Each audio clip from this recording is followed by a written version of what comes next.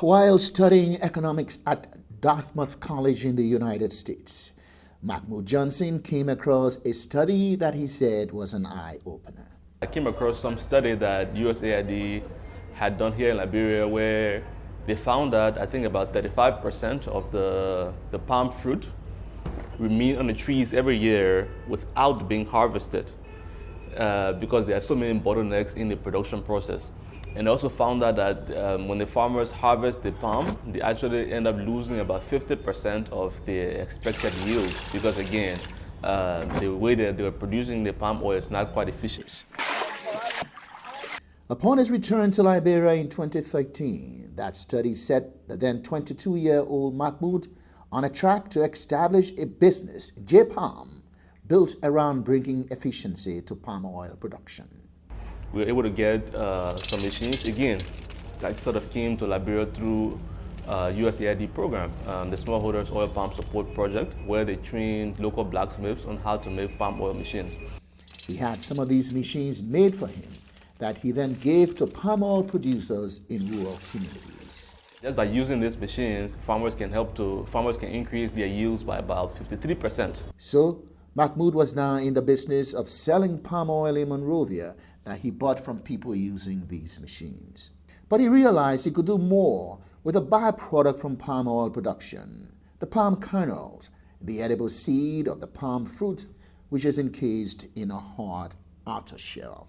Now we have basically created a market for the palm kernels where we buy from them, enabling them to earn additional income from something that just a few years ago was treated as waste. Mahmoud began extracting oil from the kernels. That was the major ingredient in a series of J-Palm skin and hair products sold on the local market and produced at his plant in Sincor. It achieves two things, right? One is that it enables us to be able to create and sustain the jobs that we're creating. But then number two, it helps us also to be able to sort of deepen the impact that we're creating for the smallholder farmers. Initially, his products were sold in local supermarkets and by salespeople walking the streets. But about a year ago, he opened his own store in Sincor.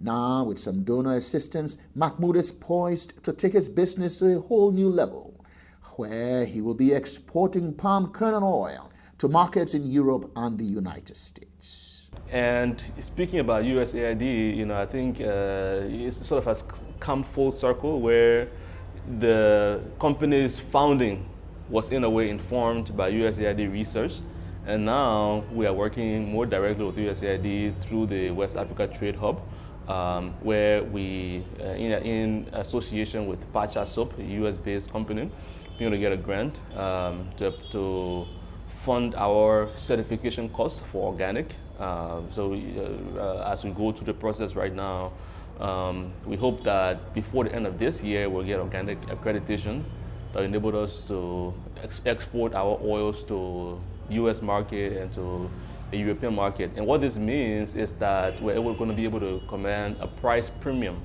relative to how palm kernel oil is sold on the general market.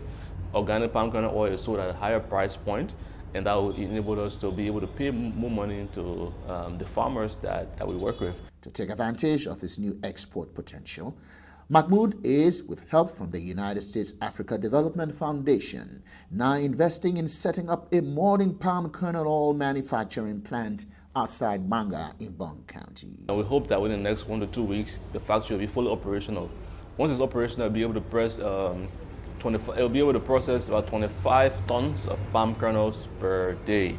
And that is going to enable us to source palm kernels from almost all the communities in Bong County, because right now most of those communities have no use for the palm kernels. The palm kernels are just being wasted right now. So that is going to serve as an additional source of income for the farmers that are going to be supplying these palm kernels. He's been at this for 9 years now. And what is the key lesson he's learned?